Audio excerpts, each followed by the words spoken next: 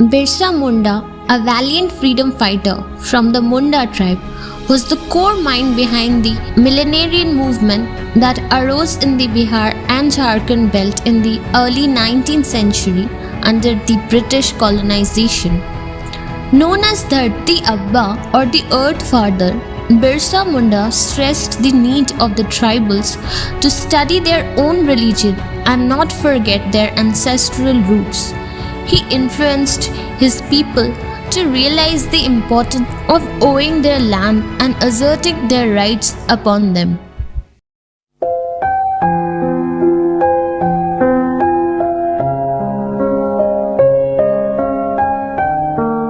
Birsa Munda was born at Ilihatu in the Bengal Presidency, presently in Jharkhand, on 15th of November 1875 into a Munda family.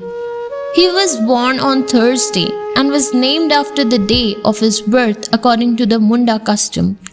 He was an expert in playing the flute and used to carry an instrument made from pumpkin. The German and Roman Catholic agitation was at its peak at that time when Birsa enrolled in a missionary school.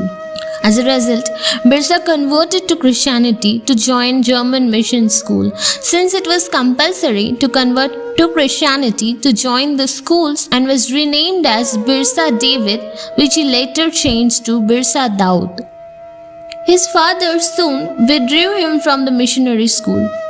Birsa formed a strong anti-government and anti-missionary stamp on his mind ever since then. During the 1890s, he started conversing with his people. Exploitation done by the British agrarian policies were choking the tribal people and upsetting their way of life, which was peaceful before and in tune with nature. Another problem was that of cultural belittlement of the tribal people by the Christian missionaries. Birsa wanted to reform the tribal society, and so he begged his people to let go of the beliefs in spell and sorcery and rather emphasize the importance of prayer, staying away from alcohol, having confidence in God, and living by a code of conduct. Based on these, he started the teaching of Birasait. This was a big threat to Christians and the missionaries who were converting the tribal people in huge numbers. The Mundas had followed the Kunkhatti system of joint land holding. The British, in order to avenge them, replaced the egalitarian system with the zamindari system. Outsiders entered the tribal landscape and started exploiting them. In their own talk, they became forced laborers. Poverty descended on them like strangling chains. Birsa started a movement called Ulgulan, or the Great Tumult. His struggle against the exploitation and prejudice against tribals led to a big hit against the British government in the form of Chota Nagpur Tenancy Act being passed on 1908. The act restricted the passing on land from the tribal people to the non-tribals. Next, Munda set out to abolish the feudal system that the British had introduced in the Adivasi forest land. In this system, the British summoned migrants from other states to come and take over work on tribal land, while they stole all the profits within their pockets. Thus, the various tribes who were original owners of the land were left bereft, and they had no means of livelihood anymore. On March 3, 1900, Birsa Munda was arrested by the British police while he was sleeping with his tribal guerrilla army at Jamkobai forest in Chakradharpur.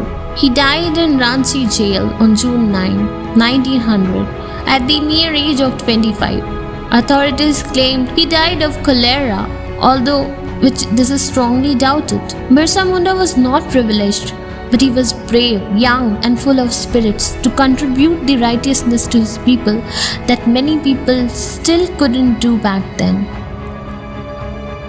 He is the only tribal leader whose portrait hangs in the central hall of the Indian Parliament as a mark of honor. He was the first brave heart and the voice of the subaltern. Thank you for watching. If you like this video, then please do not forget to like it, subscribe it, and of course comment on it, and let me know if there is more to it. Thank you so much. See you next time.